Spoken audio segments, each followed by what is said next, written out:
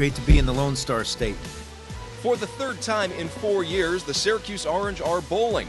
This year, they've replaced the pizza and pinstripes with bowls and barbecue. Tomorrow, the Orange will take the field against the Golden Gophers from Minnesota, and with a win, Syracuse can take another step in returning to the upper echelon of college football.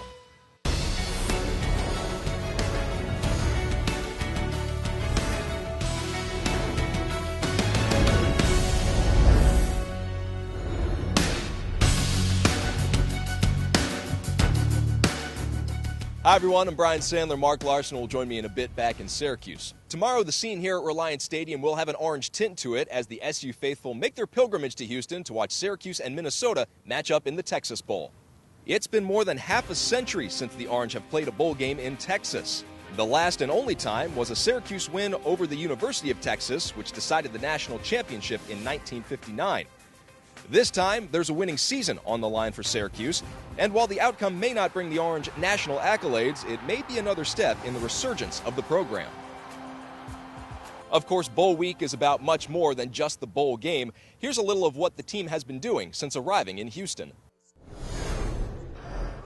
Just a few hours after arriving in Houston on Monday, Syracuse was already in game mode as it faced off with Minnesota in the Rodeo Bowl.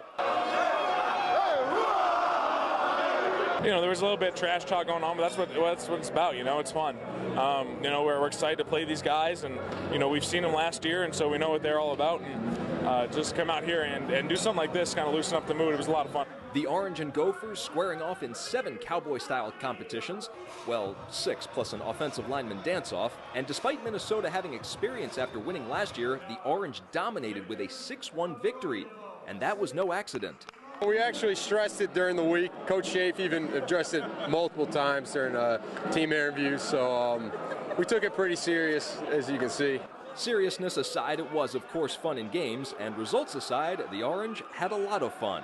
I don't know if I could do that, but like I said, I thought Kirkland did a nice job. I mean, he tackled that damn thing. The rest of them just jumped on top of it. Positive vibes for everyone. They just had a good time, you know, not worrying about nothing, just having a good time as a team. In other words, it was a rootin' tootin' good time. How's that for Texan? Is that good enough? It was a chilly morning on Tuesday by Houston standards, only about 40 degrees when Syracuse took the field for practice. I thought it was going to be 70. I thought it was going to be 70 and, you know, palm trees and all types of nice stuff out here, but it's cool. We're used to it. But with a bowl win on the line, it wasn't hard for the Orange to get their blood pumping. Syracuse getting to work at Rice University Stadium, and with the game plan already well in place for their matchup with Minnesota, the team is just working on refinements this week. I've been in some situations where you get to a bowl game and it's like two-a-days all over again. You know, these kids, you know, you can get work done and you can be prepared well mentally and take care of them physically by doing it the right way. And to me, it's trying to balance up, you know, having a great time, but also working your butt off when you're out on the football field. It was not a typical Christmas for the Syracuse football team, on the road and mostly away from their families, but they made the most of it with each other. Different because I'm used to being home with my family, but I got my other family right here. I got my brothers right here, so we got each other back. Used to staying home, waking up, opening presents, and then going to my grandma's house to, you know, eat dinner. So be with these guys isn't that bad. Adding to the Christmas feel, an SU relative came to visit as former receiver and current Houston Texan Alec Lemon checked in on the Orange. You're on your own out here, so like Christmas, I don't really had anyone to spend it with, so I figured I'd come out here with my old team. Today, the Orange had a walkthrough at Reliant Stadium, a luncheon, and a trip to a local children's center. Now all that's left to do is kick off tomorrow. A lot of good experiences. It was a fun time. Hope we can just cap it up on Friday with that win. After playing their last 2 bowl games in the Bronx, the Orange enjoying some Lone Star hospitality and sunshine for that matter. Let's head back to Syracuse now where Mark Larson is standing by. Howdy, Mark. All right, partner, thank you kindly. We'll check back in with Brian down in Houston for more of the goings-on in Texas this week later in the show. When we come back, I'll sit down with Orange head coach Scott Schaefer and get his thoughts on what was a roller coaster ride of a season for the Orange football team. That's coming up next here on the Orange in Texas Bowl Preview Show. The Orange in Texas is sponsored by your local Toyota dealers. Check out Toyota's amazing full line of vehicles today. Toyota, let's go places. Upstate University Hospital. Knowing changes everything. And by Summit Automotive. We've got your truck at summitcars.com.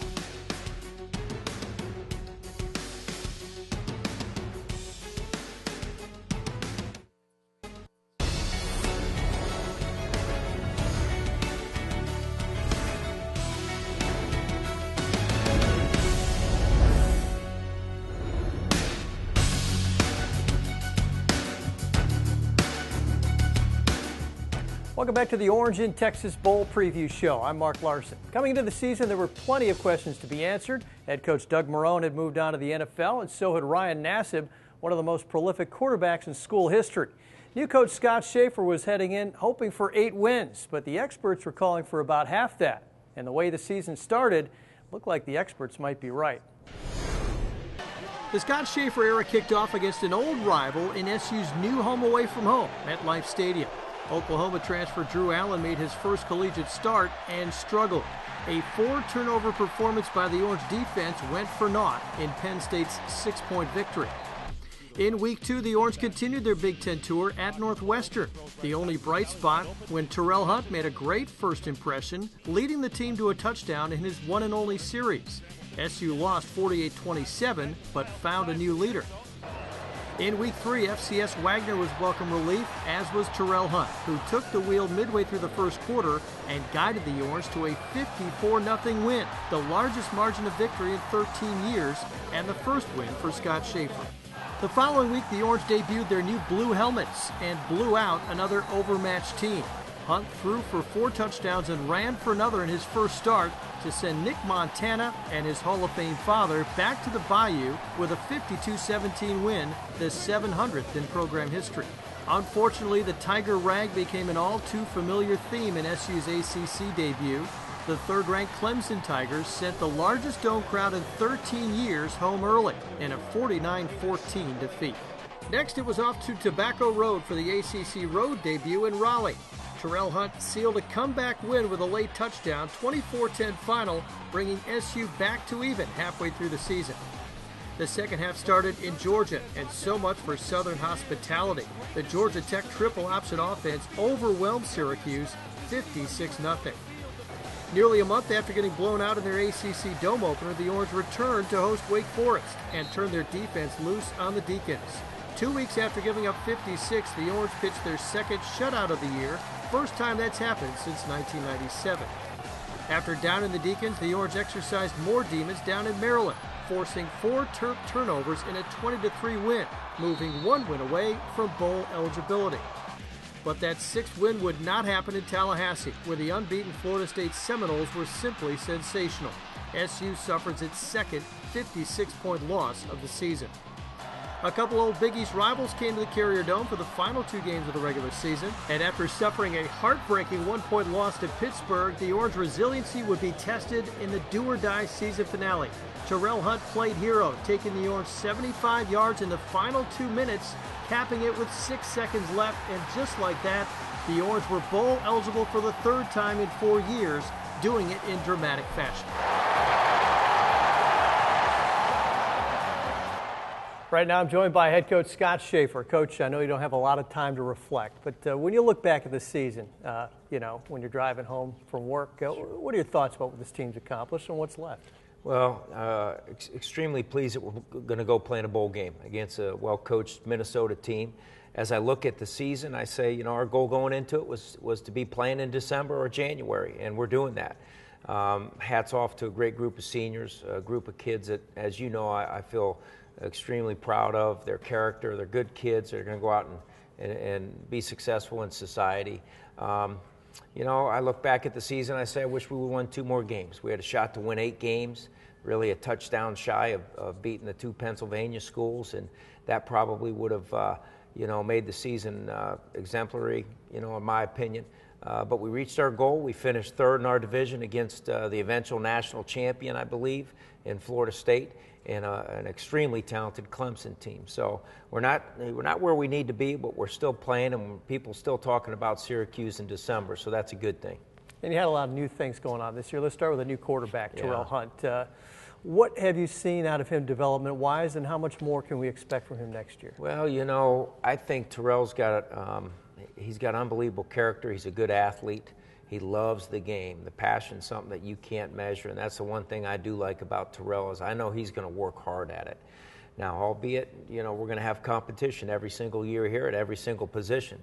So he'll never be anointed the starting quarterback without fighting to really earn that position every year. But right now, he's definitely in the driver's seat, and I feel comfortable with him driving that offense. He's an excitable kid that loves to play the game, and he plays it with great effort and great attitude. And as long as he continues to progress forward, I think we're going to have a pretty doggone good player. What about you as a head coach? How have you developed? What kind of lessons have you learned in your first season running the show? Well, I've learned a lot of lessons, throughout the course of the season. The one thing I know is it's everything I signed up for. It really is. No real curveballs. I kick myself in the rump sometimes for some of the things that I can improve upon. As I go back and watch the game. Time after time, I say maybe we would have been a little bit smarter to do a little bit more of this or a little bit less of that. Managing the clock, I felt for the most part we were pretty good in that area, but there were a couple snafus where maybe I could have done a smarter job managing some situations. But for the most part, I'm just looking forward to, trying to get victory number 7 and then going into this off season and being extremely critical of myself and then my staff and then my players as we move into our second year in the ACC. You talk about trying to get win number 7 against the Golden Gophers tomorrow night, and it's a Big Ten team. You grew up in Big Ten country. Sure. You're at a bowl game now as a head coach versus as an assistant. How are things different and challenging this week? Well, we're excited to play Minnesota again. We felt like we left one on the field last year, 17-10. We were -4 in the turnover ratio. We had the ball inside the 10-yard line. Inside the 5-yard line and didn't come away with points early in the game. We started off the game with an interception with, a good Minnesota team, but we gave them too many opportunities. So that's kind of been our creed going into this thing. Let's make them earn all the plays that they get, and let's make sure that we take care of that football. And to play another Big Ten school is something I'm excited about. And I think for a bowl game, it's a great matchup. You got the ACC and the Big Ten going head-to-head, basically in prime time here tomorrow night, and I think it's an exciting time for Syracuse fans. You talk a lot about your athletes and your kids and how proud you are of them and what kind of people you want them to turn out to be. Is there a particular kind of kid you look for when you go out on the road recruiting, which you'll be doing right after the bowl game? Yeah, we actually talk about that quite often and have just recently. The one thing that has to be in that, in that player's makeup, in my opinion, is we want a kid of high character. We want a kid that understands, that football is related to academics and vice versa. Now, that sounds like coach talk, but it's the truth. The one thing I know is if we find a player that loves the game and is passionate about football, then we can lean on him to be more passionate about some of the things that maybe have to catch up in his life. And, we go out, the first thing I like to ask a kid is, would you be playing football at a college that couldn't give you a scholarship if you were a Division III player like I was? And if he says, well, I don't know, Coach, I got to get paid, then I walk out the door and find the next guy. So the love of the game is extremely important to me, because then we have a commonality that we can work towards, because we do have passion in regards to the game, and that affects everything else. All right, Coach, thanks very much. Good luck against the Gophers tomorrow night. Thanks so much, Mark. All right, that's head coach Scott Schaefer. When we come back, we'll hear from some of the players that he's recruited and hear their thoughts on what lies ahead this week. That's next here on the Bowl Preview Show. The Orange in Texas is sponsored by Hyundai. Make the holidays shine even brighter now during Hyundai holidays. And by Geico. 15 minutes could save you 15% on car insurance. Visit geico.com or call 1-800-947-AUTO.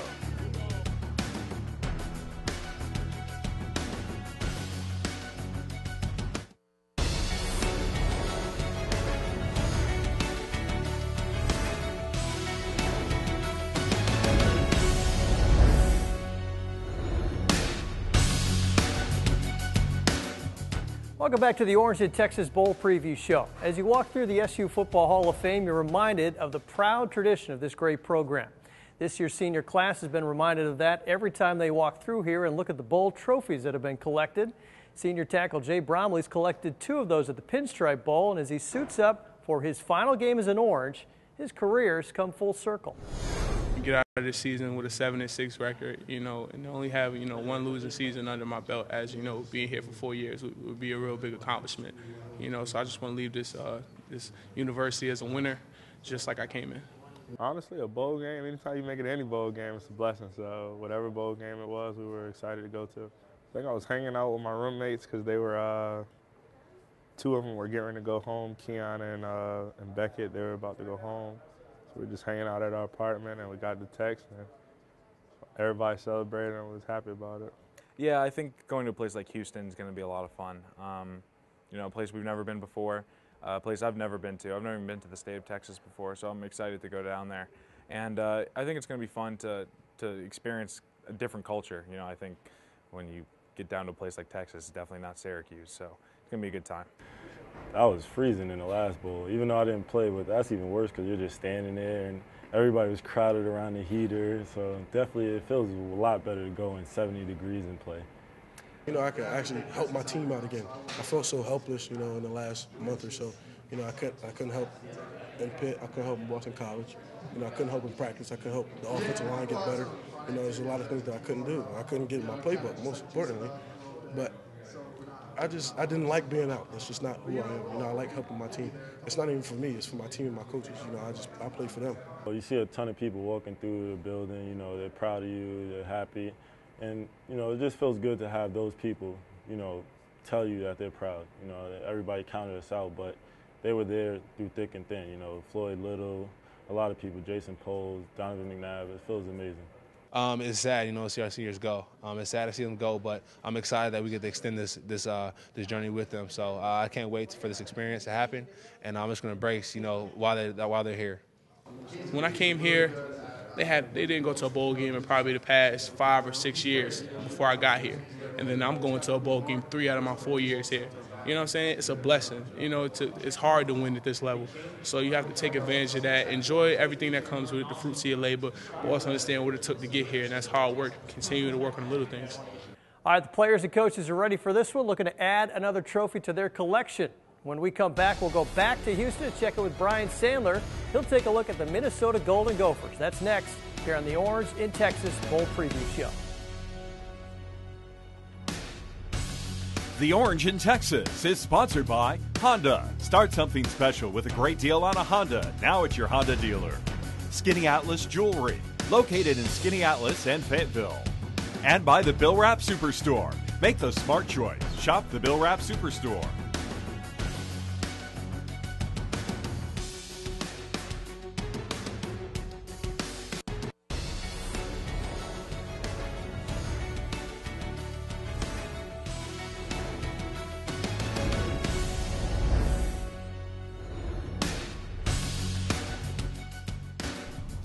Welcome back to the Orange in Texas Preview Special. Once again, I'm Brian Sandler here in Houston. Minnesota played in last year's Texas Bowl and blew a 7-point lead with just 1:10 remaining, losing to Texas Tech 34-31. Not only are the Golden Gophers trying to avenge that defeat this year, they're going for only the second 9-win season in the last 108 years of their program's history. Syracuse and Minnesota very evenly matched. Their strengths are both running the ball and stopping the run, and even their interview comments are similar. They play hard. They're a tough team. They like to run the ball. We like to run the ball. So there's a lot of similarities. They put pressure on you. They're always putting pressure on you. That's their philosophy and run the ball. So we're very similar in what we're trying to do. The defense, they like to blitz a lot, and everybody knows our defense, so definitely see a lot of each other and, one another. Syracuse is a great defense. They do a lot of different things, and they do a lot of different looks, and they do a lot of the same things that our defense does, so we can really get some live scrimmaging against our own defense and get some good looks in there. So I think we're doing a good job of preparing for that. The game plan's in, ready to go. Now it's just repetition. Winning comes down to the execution of what you do, and you get the repetition of what you do. Sometimes if you don't have the reps, you don't execute very well. And it really comes down to what you do over and over. We usually try to work on the tendencies that the teams have and practice the things they run the best. And then sometimes you kind of say, well, those trick plays we're not going to mess with. days like this, late, in preparation, you get a chance to say, hey, look, they have done this. Maybe give them a few unbalanced looks that Minnesota's run a few times earlier in the year, and you have a little bit more time. The biggest thing is want to stay focused in on the things that has gotten, us to this bowl game, both on offense, defense. I think offensively, when you have a little bit extra time, you do some things different. They'll do some things different. Defensively, they'll do some things different. I think that's part of the extra preparation. But he's got the same philosophy. It comes down to execution on both sides of the ball. Take what they give, be efficient on third down, protect the football. That'll be the key to the game. And I think the biggest thing in this game is don't turn the ball over, because usually the team with the least mistakes is going to win. Good year, a lot of good experiences. It was a fun time. Hopefully we can just cap it up on Friday with that win. Yeah, we've had a good season, but if you want to have a great season, you got to win the bowl game. I mean, that's part of it to me. It'll be a war. I mean, we have two good football teams playing in this game, but it would be great. I think both teams have got competitive people, competitive coaches, and that's what makes a great bowl game. Looking ahead to game day now, we are taking the bull by the horns for the Texas Bowl. Starting at 5:30, I'll be back along with Mark Larson, Dale Drypolcher, and Robert Drummond for a Texas Bowl pregame special. Then immediately following the game, our experts will return to give you a breakdown of what we hope will be an Orange win. That includes reaction from the team. Minnesota leads the all-time series with Syracuse 3-1, including 2 wins in the past 4 years. The Orange hoping to break that skid tomorrow. From all of us here in Houston and those back in Syracuse, I'm Brian Sandler saying thank you so much for watching. This has been a presentation of Time Warner Cable Sports Channel.